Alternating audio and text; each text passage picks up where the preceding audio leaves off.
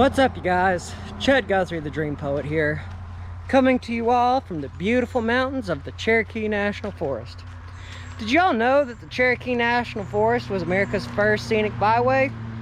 I just found that out not that long ago. I found that out to be quite interesting. But anyway, you guys, since we are in the hot parts of these summer months, I figured we would try to stay in the shade a little bit. More specifically, why we are here is we are going to check out an old abandoned bridge. I don't really think many people know that this is here, but for today's video, we're going to check this bridge out. And then we're going to stop by the Ocoee Whitewater Center, or I should say, the remains of the Ocoee Whitewater Center. If y'all have not kept up here in this side, or here in this region of the United States, sometime back in April, the Ocoee Whitewater Center burned down. Finally, you can get close to it. So today we're going to check out and we're going to see what all is left. And also, we are going to drive up the mountain and we're going to check out this really well-known waterfall called Benton Falls. So without further ado, you guys, let's take a hike and let's go find this bridge. Anchor down. Now, as of the last couple of weeks here in my side of the United States, here in East Tennessee, there has been a massive heat wave. If you're curious, it ranged anywhere from 105 degrees and it felt like 110. Now, for all you Florida folks out there, those of you who live out west, y'all are like, that ain't nothing. Well, here in East Tennessee, because it sits in a valley, this hot weather, it is humid and you can feel it. And it shows up in the hair too. Although I've been needing to get a haircut anyway. Yeah, I kind of look mountain man-ish. It's kind of like Amish, but I'm just gonna do my next cutscene. Well, that was a decently fun hike, even though it really wasn't all that long. But it does look like we have found the remains of the old part of Highway 64. You see, a really long time ago, this was the only way in and out of North Carolina. It was a one-lane highway, and that was it. But with all expansions, all growings of towns and whatnot, well, they had to move the bridge. So what you all are looking at right now, imagine probably cars from the 50s used to drive up and down on. Now, it's just a relic. I don't know why I get this feeling every time I walk out here, but I always get this feeling like I am out in Centralia, Pennsylvania, where the coal mines set fire. You know, and there's been nothing but smoke coming up from the ground for like the last 20-30 years. Just the remains of Highway 64. That just reminds me of that. And here we have found the bridge. How I know this is, there's a big bridge closed sign here. Now, from what I understand, I believe this bridge was constructed sometime in the 1920s. And up until the 80s, before they switched over the roads, this was it. And you know, for being out here and lost for close to 40 years, maybe 50, I'd say it's in pretty decent shape.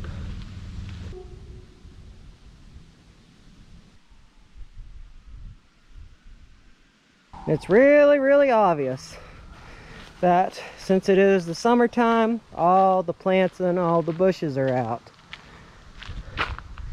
because it looks like this bridge is pretty well hidden. I mean, as I was saying, the only way you would really know that this was out here is if you were an old timer, or you are like me and you are rather a sleuth. However, there is a really cool bike trail up through here. That's pretty much the only way you can get to this. So I guess you could really include bikers in that too.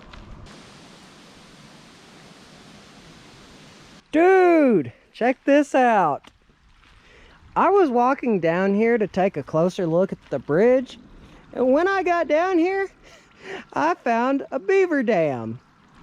Yes, this is a beaver dam, but it looks like it may be kind of an older one. Looks like it hasn't been used in a while. So that is my first time actually seeing a decent sized beaver dam. So anyway, let's take a closer look at the bridge. So I know you really can't see it, like the side angle of it from where we were at. So I figured the best way that we can do this is if we get out here and we get close up to it. And you all can see it right in the middle there. And I think we fixed that, because I did a little bit of walking and we are here on the side of it. Although it would be bad if I were to step in poison oak or poison ivy. But there is a better angle view of the bridge. And real quick, before we move on to the Whitewater Center, let's get beneath here, see what's at the bottom of the bridge. I do not trust that mud, because the last time I did this, I fell in, and that was not fun.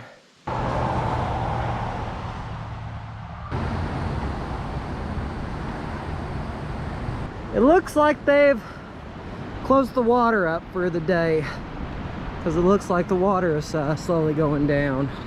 And you all are probably wondering why all this looks the way it does. Well, the reason for that is in 1998, this is where the kayaking and rafting portion of the Summer Olympics was filmed, or done, I should say. The main games were held in Atlanta, but for that portion, they brought it up here.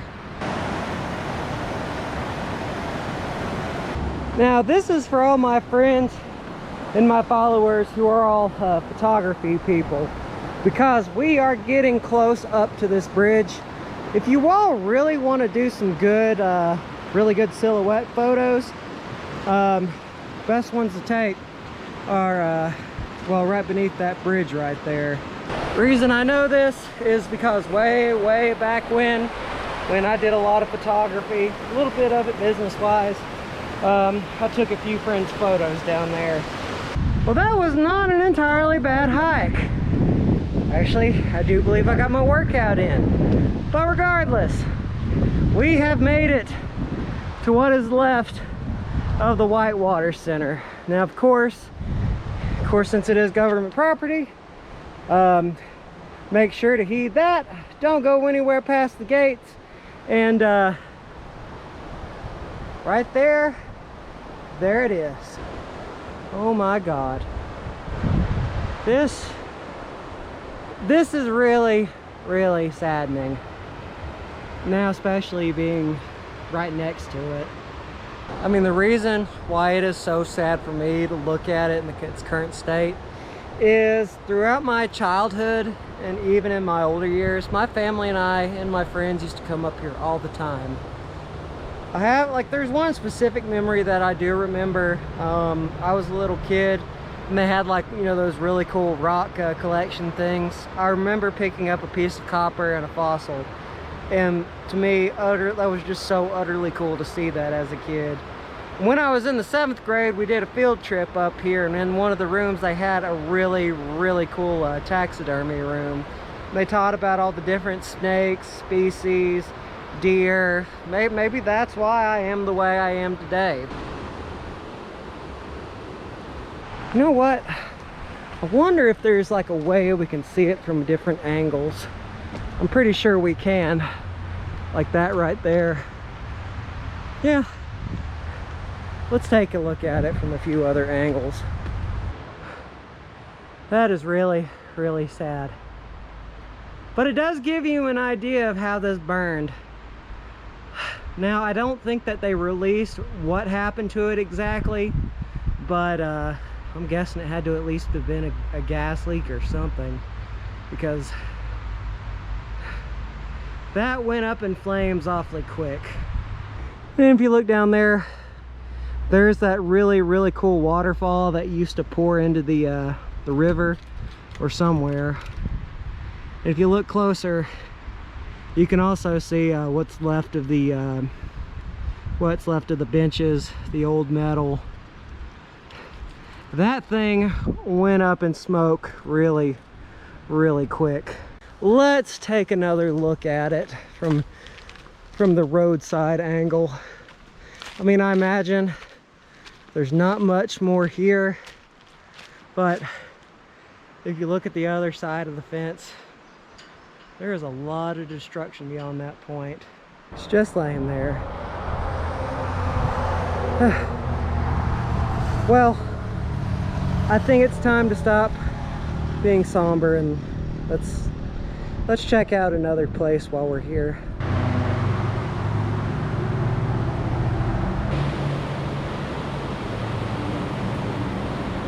Now, when I first heard about the fire breaking out at the Whitewater Center, I kind of worried very briefly that this fire tower maybe would have burned down, but obviously that is not the case, and you can still go up it. So I don't know, for old time's sake, I guess you could call it, we'll go up there, or at least maybe just one set of stairs.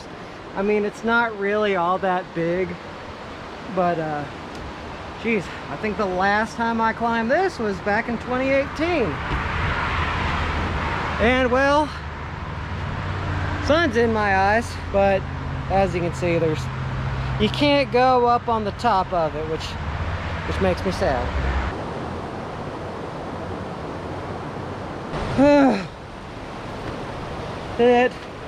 It's hot outside. So let's go beneath here. It's been a while. But first, I'm gonna knock down that. Take that. I wasn't simply doing that to make fun and be a troll. You see, there are a lot of species out up here in the Cherokee National Forest that rely heavily on rock-based floors. One of them being my favorite salamander species, the hellbender. Well, and a few other species as well. But there's a good reason for that I knocked that over. Oh my goodness. Oh, this feels so much better. And it echoes too. Whew. This is cold, feels great, and I'm not complaining. Now, it does smell like a certain fishy smell. I'm not going to say what kind of smell. But just feeling the cool water through here, it feels great. I think it's going to be a good precursor to going out to this next spot. Yes, we are going to go swimming up at Benton Falls.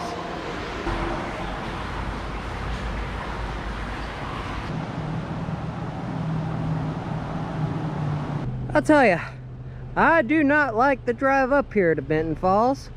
But I do love this view. Check that out. That is probably the best known scenic view here in the Cherokee National Forest. You can see the marina down there and that little island right there in the middle. It's like I'm singing high atop a mountaintop. Mwahaha. Although I'm probably not standing in the safest spot, because if I look down, and now I am a little bit freaked out. But let's get up to the falls. We got a little more driving. Now that is a really pretty sight. There is all those people way over there. I'm not really a big fan of crowds. No, we are going to be avoiding the crowds, and we are going to be swimming at Benton Falls because it's like about a mile this way. Now, this is one of the things that I really love about this trail is for the better part of this mile, it's all sandstone, or very much sand. It's really nice too. We might even see a black bear out here. I know around this time of year, they're out and about. So if we see one, remember, just stand tall and make a lot of noise. You know, A mile does not... Oh, what am I kidding? That felt more than a mile and a half. But, regardless, we're here at Benton Falls. And I just feel like this is a new sign. Or, I don't know. Last time I was out here, this wasn't here. And I know for a fact that this walkway is brand spanking new. Or at least in my eyes, it's new. Because last time I was here, this was just a rock path. And you could easily slide, fall, get hurt. But nah. This is a very nice, brisk little walk. A really nice stairwell. As of right now, we are at the top of the falls. Probably not a smart idea to be wearing sandals, but I'm not complaining. Because that water is cold. We are going to walk over to the edge. And don't worry, I ain't gonna die. Nothing bad's gonna happen. Although, my fear of heights kicks in when I look right about here, so that is how far it is down. Totally not scary. Although, I do want to get down now, so I think that's what I'm gonna do. That is cool though.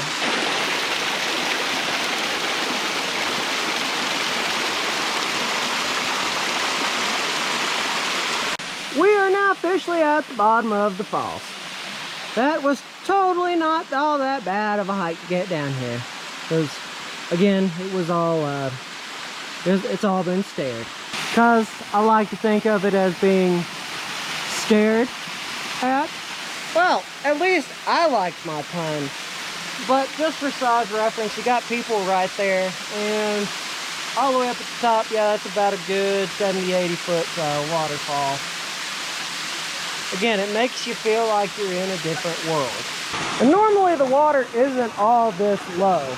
That is actually new for me because I've never seen it that low. But we are going to walk up on the top of this and we are going to check this out. Hopefully I will not fall because that would be very bad. Let's see if I can do it. Yep. Okay, maybe that wasn't all that bad. I am honestly very tempted just to sit down right there. And I might. Although I did not bring the water housing for the GoPro. But I still might sit down. Or maybe not. Because honestly, I am getting a pretty good trickle right here. And just the feeling of the water. Oh my goodness, this feels great. Especially after being out in the hot sun. I'm in way better shape than I thought I was. Is it just me, or do you ever just get this feeling of being weird when somebody's like walking like right behind you and they won't go away? Well, that was somebody out on the trail. Just something that goes on in my brain, I guess.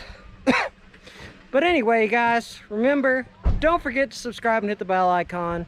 Always means a lot. Goes to show that y'all care and y'all want to see more amazing videos. So without further ado, you guys, vlog over.